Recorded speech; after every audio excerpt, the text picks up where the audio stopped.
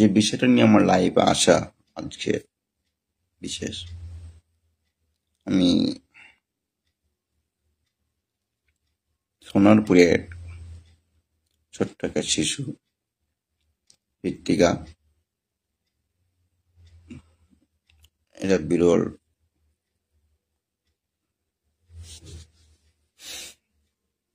রোগে আক্রান্ত উনি অসুস্থ সাথে লড়াই করছে আইসিতে।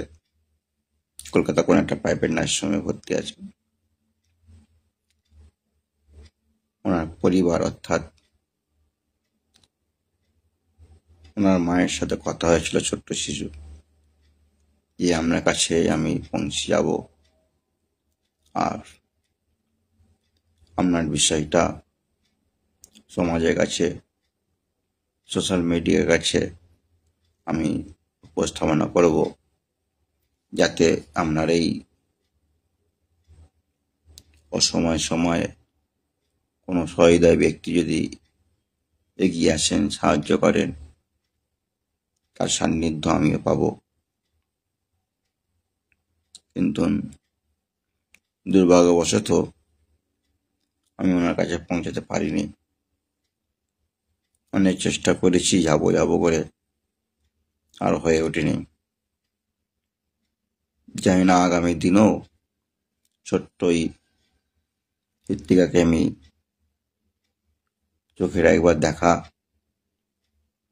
সে দেখার সৌভাগ্য হবে কিনা সেটাও আমি বুঝে উঠতে পারছি না।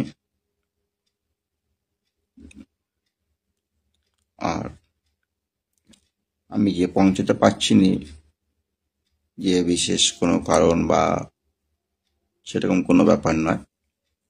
মেন ব্যাপারটা হচ্ছে বাড়িতে আমার মা আগেই থেকেই অসুস্থ ছিল, প্রায় বছর 2 চিকিৎসাধীন অবস্থায় রয়েছেন। তারপরেই এই 2-3 দিন হয়েছে সবে বাবার একটা আবার বিরল একটা রোগে আক্রান্ত। সেটা আমি সকলের সামনে বই প্রকাশ করতে চাইছি না। অর্থাৎ আমার বাড়িতে বাবা মা দুজনেই অসুস্থ। অতএব যতদিন না সুস্থ হচ্ছে, যতদিন একটু স্বাভাবিক আসছে, সেই কারণে আমি বাড়ি থেকে বার হতে পারছি না। যার জন্য উদয় ভারতী নিউজ চ্যানেলটাও একটু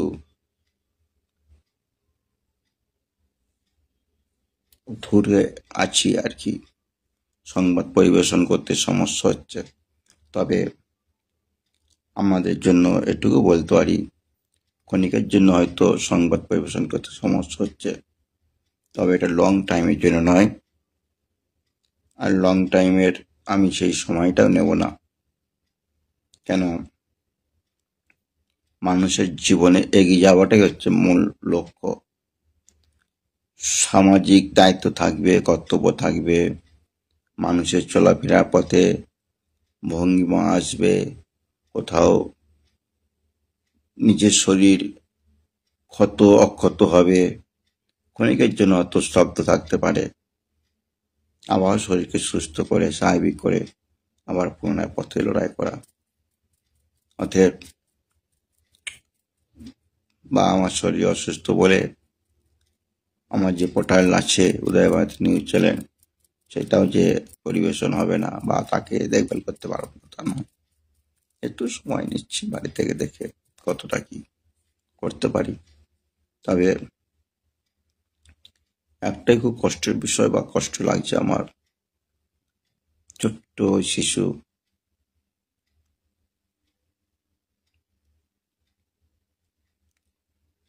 ওনার পরিবারের সঙ্গে কথা হয়েছিল যে ওনার কাছে আমি আসবো, আসতে পারছি না, সম্ভব হয়ে উঠছে না। কিন্তু ছোট্ট একটা শিশুর কাছে আমি যেন মাথা নত করে ফেলছি। আর আমারও এরকম যে পরিস্থিতি আসবে কঠিনতম আমিও ভেবে উঠতে পারিনি। তবে আমি চেষ্টা করছি, ওনার কাছে আমি আসবো, পাশে দাঁড়াবো।